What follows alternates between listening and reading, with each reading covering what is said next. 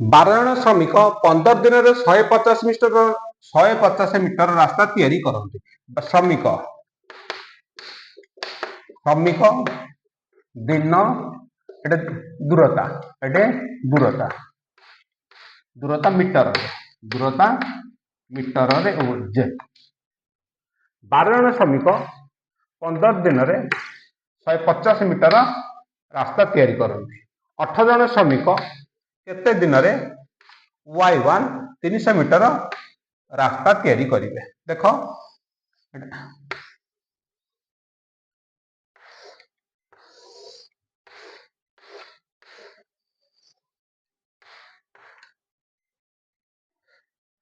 12 ଜଣ ଶ୍ରମିକ ସ୍ଥିର ହେଲା 15 ଦିନରେ 150 ମିଟର ଦୂରତାର କାମ କରନ୍ତି। 12 ଜଣ ଶ୍ରମିକଟା ସ୍ଥିର 15 ଦିନ କାମ କଲେ 150 ମିଟର ଦୂରତା କାମ କରୁଛନ୍ତି। ଯଦି ଅଧିକା ଦିନ କାମ କରିବେ ଅଧିକା ଦୂରତା କାମ କରିବେ ତାହେଲେ y z ର ସମ୍ପର୍କ ହେଲା ସଳଖ ଚଳନ। ସଳଖ ଚଳନ।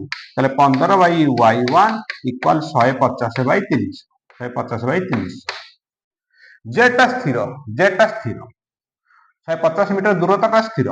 12 ଜଣ ଶ୍ରମିକକୁ 15 ଦିନ ଲାଗୁଛି। ଯଦି ଅଧିକା ଶ୍ରମିକ হবে କମ ଦିନରେ କାମ କରିବେ। ଯଦି ଅଧିକା ଶ୍ରମିକ হবে କମ ଦିନରେ କାମଟା ସାରିଦେବେ। ଯଦି ଅଧିକା ଦିନ କାମ କରିବେ କମ ଶ୍ରମିକରେ ବି ଏତିକି ରାସ୍ତା କରିପାରିବେ। ଆଉ ସମ୍ପର୍କ ହେଲା x y ସମ୍ପର୍କ ହେଲା କଣ ପ୍ରତିଲୋମୀ ଚଳନ। ଏଟା 18/12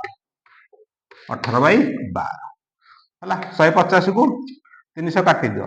150 କୁ 300 କାଟିଲେ କେତେ ହେଲା 2 କି 18 କାଟି ଦିଅ 9 3 କାଟିଲେ 3 କାଟିଲେ 4 3 କି 15 କାଟି ଦିଅ 5 4 5 20 y1 = 20 ଦିନ। ଉତ୍ତର ଆସିବ 20 ଦିନ। y1 ହେଲା କେତେ 20 ଦିନ। ଆନ୍ସର ଆସିବ 20 ଦିନ।